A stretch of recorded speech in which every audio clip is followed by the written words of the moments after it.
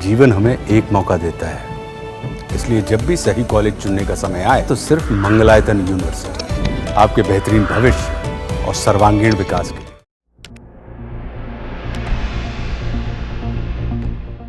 Iran और America के बीच लगातार तनाव बढ़ता हुआ दिखाई दे रहा है। हाल ही में ईरान और अमेरिका के बीच कई ऐसी डेवलपमेंट हुई हैं जिनसे तनाव और ज़्यादा बढ़ गया है और युद्ध का खतरा मंडराने लगा है। अमेरिका ने भी हिंद महासागर में अपना मिलिट्री बेस डियो गार्सिया पर तैनाती और ज़्यादा बढ़ा दी है। अमेरिका के सबसे घातक B-2 बॉम्बर इस समय डियो गार्सिया के ऊपर उड़ान भर रहे हैं।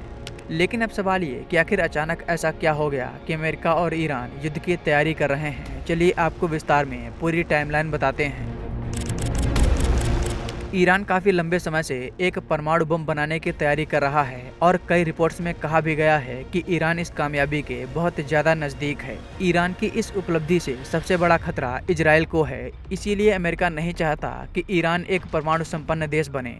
इसी से संबंधित एक पत्र डोनाल्ड ट्रंप ने ईरान के सुप्रीम लीडर आयतुल्ला खामनेई को लिखा था, जिसमें ईरान के न्यूक्लियर प्रोग्राम पर चिंता जताते हुए उन्होंने ईरान के साथ बातचीत करने की बात कही थी। लेकिन हुआ क्या, ईरान ने ट्रंप के इस पत्र पर ज़्यादा ध्यान न देते हुए बातचीत से मना कर दिया। ईरान के इस रिएक्शन के बीच डोनाल्ड ट्रंप ने एक चौंकाने वाला बयान दिया है। ट्रंप ने कहा कि अगर ईरान परमाणु समझौते के लिए राजी नहीं हुआ तो वो ईरान पर इतनी बमबारी करेंगे जितना कि आज तक अमेरिका ने किसी भी देश की नहीं की। डोनाल्ड ट्रंप ने इसके साथ ही ईरान पर सेकेंडरी टैरिफ लगाने की भी बात कही है।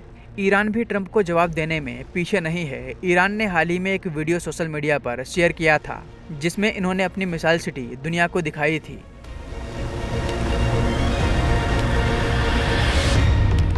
इस वीडियो में तरह तरह की मिसाइलों का अंबार लगा हुआ था। ईरान के प्रतिष्ठित अखबार ईरान टाइम्स के अनुसार अब ईरान ने इन मिसाइलों को लॉन्चर में लोड कर दिया है और अब ये हमले के लिए पूरी तरह से तैयार हैं।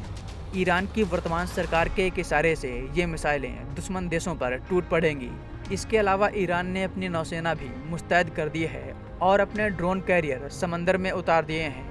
उधर अमेरिका ने भी हिंद महासागर में अपने सबसे बड़े मिलिट्री बेस डियागो गार्सिया पर सैन्य तैनाती बढ़ानी शुरू कर दी है। डियागो गार्सिया में इस समय इतना बड़ा सैन्य जमावड़ा है जितना कि दशकों में अमेरिका ने इस इलाके में नहीं किया। अमेरिका ने ईरान समर्थित यमन के हूती विद्रोहियों पर हमले करने भी शुरू कर दिए हैं। हालांकि अब देखना ये होगा कि ईरान और अमेरिका की ये तनातनी कहां जाकर खत्म होती है।